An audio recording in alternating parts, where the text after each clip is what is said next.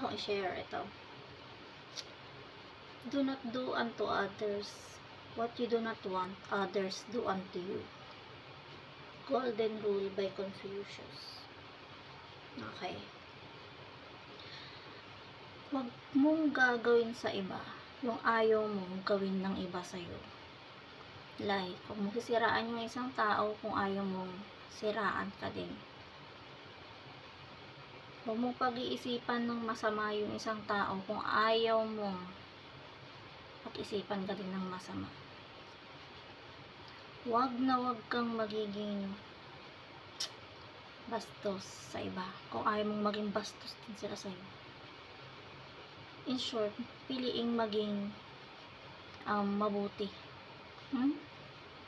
Kasi kung naging mabuti ka man, at least sasabi mo na, bakit ganun yun? Bakit ganun siya sa akin? Naging mabuti naman ako sa kanya.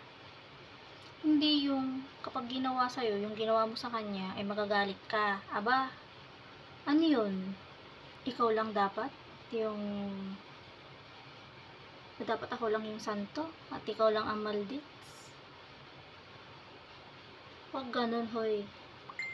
Dapat, magtanim ka ng mga magagandang asal, magagandang bagay, magagandang gawain.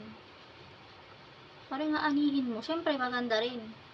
Hindi yung magtatanim ka ng kasamaan, tapos gusto mo, umani ka ng kabutihan.